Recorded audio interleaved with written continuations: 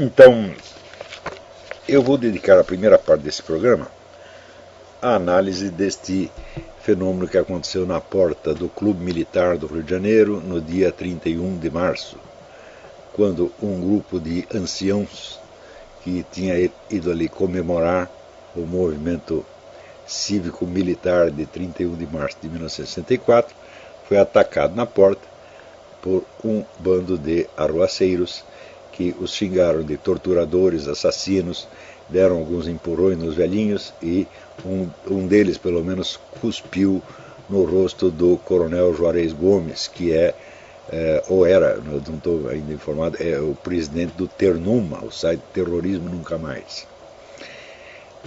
Passados alguns dias, eu recebo a notícia de que o coronel está processando aquele rapaz por infração do Estatuto do Idoso.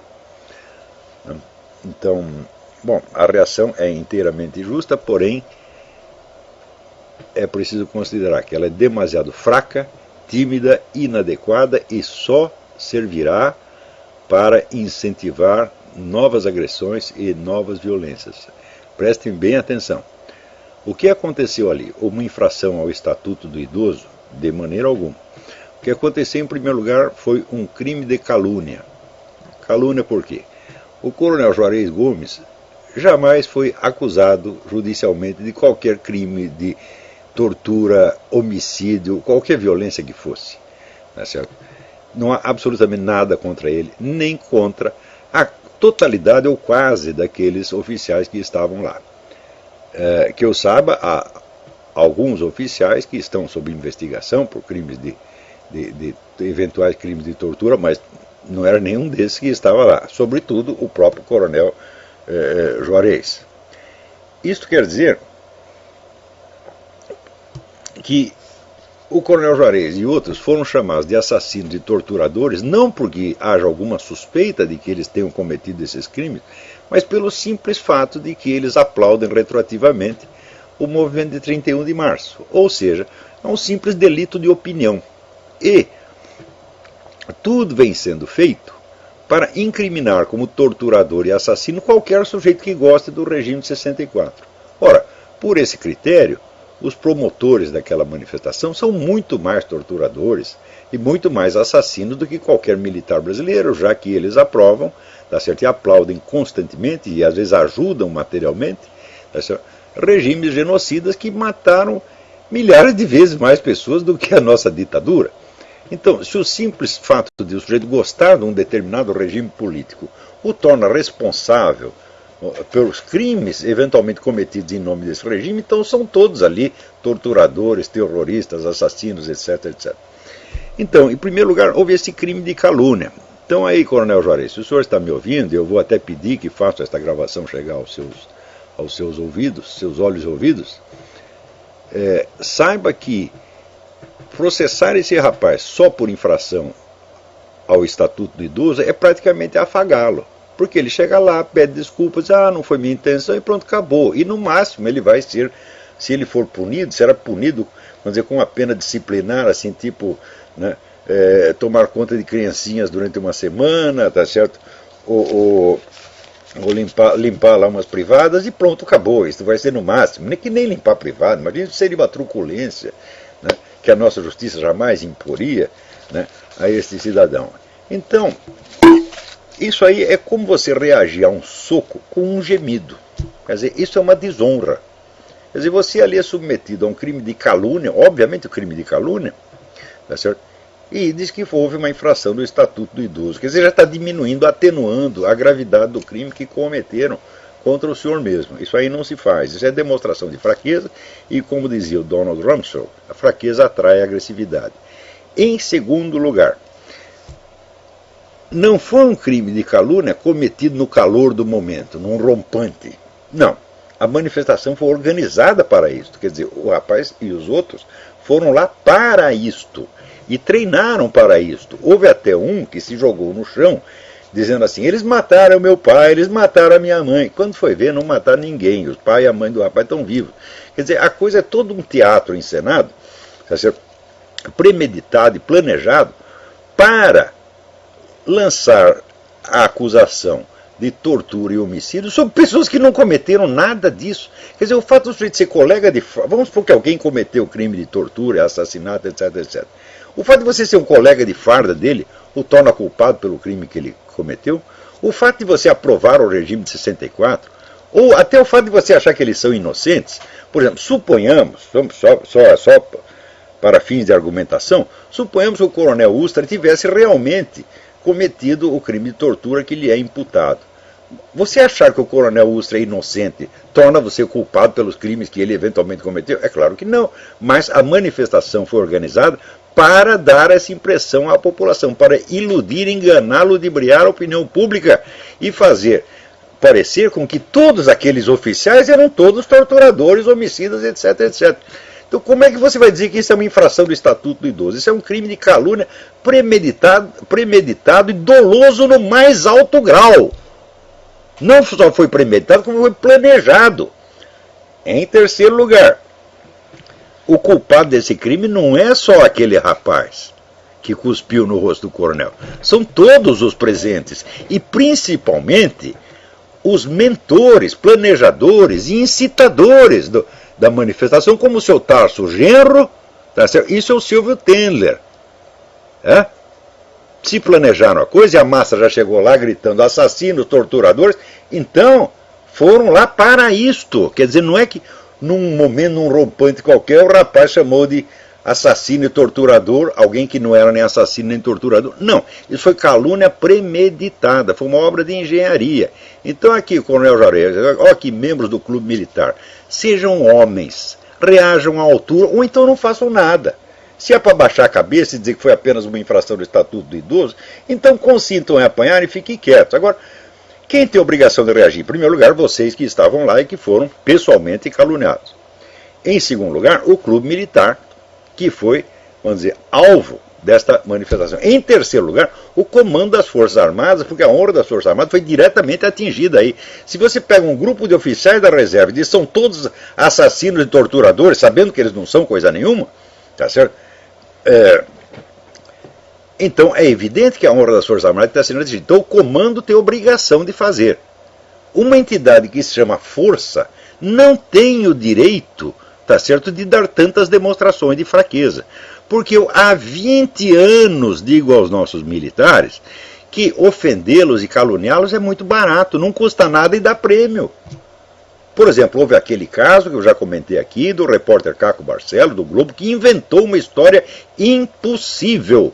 Aquela história dos dois terroristas que, segundo o governo militar na época, tinham morrido num acidente de carro quando fugiam da polícia. O seu Caco Barcelos inventou lá uma reportagem dizendo não foi nada disso, eles foram mortos, assassinados num quartel e depois colocados dentro de um carro Volkswagen para simular um acidente. Eu fui investigar o negócio e vi, primeiro, que havia no chão, na estrada, havia as marcas de frenagem do carro Volkswagen. Quer dizer que os mortos voltaram à vida durante um minuto para frear o carro. Né? E em segundo lugar, a data que o seu Caco Barcelos dava era totalmente falsa, porque nas memórias do Jacob Gorender apareciam aqueles mesmos dois terroristas participando de um assalto a banco vários dias depois. Né? E terceiro, a testemunha que o seu Caco Barcelos apresentou, que diz que participou da operação, diz, eu sei, eu estava lá no momento em que eles foram assassinados pelos militares. Essa testemunha era um sujeito que tinha desertado do exército mais de 6 meses antes e que não podia estar presente em nenhuma operação. Em suma, a coisa era completa empulhação. A Rede Globo deu uma semana de destaque para essa mentira e o Caco Barcelos ganhou 2 prêmios jornalísticos por isso. Contra esta ofensa brutal, tá certo, mentirosa, caluniosa no mais alto grau, o que fizeram as Forças Armadas é emitir uma notinha oficial, dizendo, ai, me dói. Vocês não têm vergonha, porra? Hã? Então, é o tal negócio. Eu até, na minha aula de sábado passado, eu comentei isso aí. Falei, por que esses militares estão sendo vítimas, tá certo, de tantas calúnias, de tantas mentiras? É claro que se houve 2 ou 3 ou 5 ou 10 que cometeram crimes, eles têm que ser investigados e punidos, mas nada justifica chamar de torturadores e assassinos quaisquer militares que sejam da mesma geração deles ou quaisquer pessoas que aprovem, que têm uma ideia favorável do regime de 64. Isso é transformar em crime hediondo um delito de opinião. Quer dizer, agora será que o seu Tarso Genro, que foi ministro da Justiça, não sabe a diferença entre cometer um crime de tortura e dizer umas palavras em favor do regime de 64? O senhor não sabe essa diferença, seu Tarso Genro? O senhor sabe perfeitamente e finge que não sabe, porque o senhor, como todos esses, é um farsante. Você está enganando a opinião pública. Quer dizer, a manifestação já é propaganda enganosa no ato. Quer dizer, quer dar ao público a impressão de que aplaudir retroativamente o regime de 64 é crime. Só se for delito de opinião. Então, eu estava perguntando, então, por que eles são vítimas de tanta calúnia, tá certo? Por que ficou tão barato inventar mentira contra as Forças Armadas? Então me lembrei do diálogo A República de Platão, onde aparece um personagem chamado Céfalo. E Céfalo é o dono da casa onde está se desenrolando o diálogo, e ele é um homem muito rico, foi um político, uma pessoa importante da geração anterior, e ele não aguenta acompanhar o diálogo, ele vai dormir. Então, o grande intérprete do Platão, que é Eric Voegelin, explica o seguinte: o Céfalo representa uma pessoa da geração anterior, que é uma pessoa honesta, um homem de bem, mas que era um homem de bem que procedeu honestamente simplesmente por tradição e hábito, sem verdadeiro amor à sabedoria. Então, é uma pessoa oca que não tem nada para dizer à nova geração. E quando essa nova geração, então, é exposta a influências ainda mais corruptoras do que antes, essa nova geração não tem nada o que fazer e a história passa em cima deles como um trator. Esta é a culpa dos nossos militares. Eram pessoas honestas. Eu até hoje mesmo estava lendo um velho artigo do Carlos Chagas, em que dizia isso. Não houve um dos presidentes militares que saiu rico, nenhum deles roubou um palito de fósforo, e eles fizeram muita coisa de bem por esse país. Eles levantaram a nossa economia, criaram toda a infraestrutura de que o Brasil hoje dispõe, foi tudo criação do regime de 64, e lá no meio cometeram, ou permitiram que se cometesse, ou não tomaram medidas contra a violência que estavam sendo cometidas ali no DOI-CODE e outras instituições, de outras entidades de repressão. Então, condenar o regime inteiro por esses crimes, não.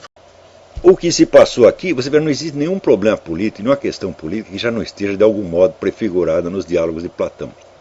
Então, a gente vê que os militares foram honestos, administraram o melhor que podiam, etc. Mas eram pessoas vazias, pessoas ocas, tá certo? Tanto eram ocas que liquidaram com a política no país, liquidaram todas as lideranças civis, tá certo? E pretendiam administrar o país como se fosse uma empresa. Quer dizer, aquele velho sonho da ditadura tecnocrática, que é o sonho de Augusto Comte, que é outra ideologia maligna, tá certo? O mundo tem duas ideologias malignas que produziram tudo o que houve de ruim nos últimos 150 anos, que é o marxismo e o positivismo. Ora, o positivismo é uma influência profunda na mente dos nossos militares. Então o que eles falaram? Liquidamos a vida política, chamamos meia dúzia de técnicos e administramos o país como se fosse uma empresa. É a ideia de Augusto Comte. Ora, para levar isso a sério, na plena década de 60, precisa ser muito burro e intelectualmente indolente. Segundo, a indolência intelectual desses militares não permitiu sequer que eles acompanhassem a Revolução Cultural Gramsciana, que já estava começando sob as suas barbas e às vezes sob o seu patrocínio. Terceiro, tiveram no poder 20 anos, não fizeram uma única campanha de propaganda anticomunista. Quando tinham... Veja, se vocês subiram ao poder para defender o país contra o comunismo, não basta tirar o governante e em seguida fazer uma bela administração e restaurar a economia. Não, é preciso esclarecer o povo o que é o comunismo. Vocês se abstiveram, se omitiram de fazer isso durante 20 anos. Às vezes faziam umas campanhas contra os terroristas, alegando a violência e a ilegalidade. Contra o comunismo mesmo não se falava nada. Então vocês criaram um vazio ideológico, um vazio cultural, que a esquerda ocupou facilmente. Então, o que aconteceu? Aquilo que já estava na República de Platão. Quer dizer, uma velha geração que era honesta e correta apenas por força do hábito, mas que não tinha verdadeiro amor, não tinha amor à verdade, não ia buscar a verdade. Eram pessoas rotineiras, vazias, sem imaginação, tá certo? intelectualmente indolentes. Então vocês deixaram o vazio, permitindo que a geração seguinte fosse corrompida e agora fosse cuspir na sua cara. Pior ainda, vocês não foram intelectualmente indolentes, olha aqui, militares brasileiros e membros do clube militar. Vocês não foram intelectualmente indolentes só durante o governo militar, depois continuaram sendo. Porque eu fui muitas vezes no clube militar e adverti a vocês essa questão do gramscismo. A primeira reação que surgiu levou 8 anos. Ou seja, 8 anos depois de eu publicar o livro A Nova Era da Revolução Cultural, pela primeira vez, um oficial, alto oficial das nossas Forças Armadas, deu sinal de que tinha percebido a coisa, que foi o general José Fábrega. E depois veio o general Sérgio Augusto Avelar Coutinho, que escreveu 2 livros excelentes a respeito. Uma reação tardia que mostra a sua indolência intelectual. Ora, se vocês não querem estudar, se vocês têm medo de ser intelectuais, tá certo? Se vocês têm o mesmo preconceito luliano contra o conhecimento, então vocês são iguais a eles sob esse aspecto, né? E em segundo lugar, se não querem o conhecimento, não têm o direito de postular autoridade e poder. Então, sob este ponto de vista, não sob o ponto de vista político, são usurpadores também. Durante anos, eu fui ali ao Clube Militar, fiz várias palestras lá e adverti, vocês têm que reagir à calúnia mediante processo. Se vocês processassem os 5 primeiros caluniadores que mentiram contra as Forças Armadas, não haveria um 6º. Em vez disso, preferiram aquela política de gabinete, de conchavo, de trocar beijinho. Todos fizeram isso, não só os comandantes. Pior, quando se criou o Ministério da Defesa, eu avisei a vocês, isso vai acontecer. As Forças Armadas vão ser pisoteadas, vão ser humilhadas e vocês não vão poder fazer nada. Ainda tem vários coronéis imbecis que se levantaram para dizer, não, mas nós precisamos do Ministério da Defesa. Vieram com raciocínios burocráticos, mostrando que nada entendem de política, não entendem confronto de forças, não entendem estratégia leninista e muito menos estratégia de Antônio Gramsci, ou seja, amadores, gente sem a mínimo de cultura política. Então, se vocês não querem se informar sobre a situação, então não venham se queixar quando a situação se volta contra vocês. Porque, olha aqui, avestruz, meu filho, avestruz esconde a cabeça, mas ergue a bunda, você está entendendo? E oferece. Então, aqueles que não quiseram estudar a coisa, avaliar corretamente os perigos, são culpados. Não culpados de tortura e homicídio, evidentemente. São culpados de omissão, são culpados de indolência intelectual e são culpados de ter ocupado posições para as quais não estavam intelectualmente preparados e nem pensaram em se preparar. Então, é o velho problema que já Platão assinalava, que a desordem na sociedade começa quando as pessoas começam a ocupar postos para os quais não estão preparados. E hoje em dia todo mundo se acha preparado para tudo. Pois o próprio Tarso Genro, né? Tarso Genro é aquele que fazia a poesia da punheta, né? A poesia, em outros termos, é quanta punheta toquei por você. É uma coisa ridícula, grotesca, coisa de menino de ginásio, tá certo? Quer dizer, um intelectualmente desqualificado. Um sujeito que comigo não aguentaria 2 minutos de debate sem sair chorando. Isso via ministro da Justiça. Tá entendendo? Agora, isso aí é a desordem estabelecida, mas essa desordem não começou depois do regime de 64, começou dentro dele. Não, pois note bem, o general Castelo Branco, que todo mundo foi um presidente maravilhoso, etc, etc, quando sugeriram para ele que fizesse um departamento de propaganda para ensinar às pessoas o que é o comunismo, para alertar contra o comunismo, ele disse, eu não vou seguir o exemplo da ditadura Getúlio Vargas que fez o DIP. Ele tinha que fazer isso, era obrigação disso, mas quer parecer bonzinho, é o bom mocismo. Bom mocismo é covardia, tá certo? Ora, se você toma o poder para defender o país contra o comunismo, depois você tem que ter obrigação de preparar as novas gerações para que não caiam no engodo comunista. Vocês os deixaram livres. Existe até aquele artigo do Ricardo Vélez Rodrigues mostrando como o governo nas universidades protegia a esquerda e boicotava os conservadores. Sempre essa política de conchavo, de bom mocismo, que continua até hoje. Não estão vocês dando aí condecorações para terroristas e depois vem chorar, porra? Militares brasileiros, o que vocês pensam que são? Vocês têm o direito de acumular na mão o poder que o governo militar acumulou e não fazer o que é da sua obrigação?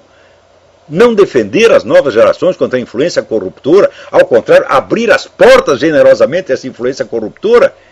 E depois, quando um dos seus é cuspido na rua e acusado injustamente de um crime que jamais cometeu, vocês apelam ao que? Ao Estatuto do Idoso? Que fraqueza, que vergonha! Quando vocês vão agir como homens? Então vocês têm obrigação de processar por calúnia premeditada e dolosa, todos os participantes da manifestação e os seus organizadores e mentores, entre os quais Silvio Tendler e Tarso Genro. Bom, muito bem. Está aí dada a mensagem.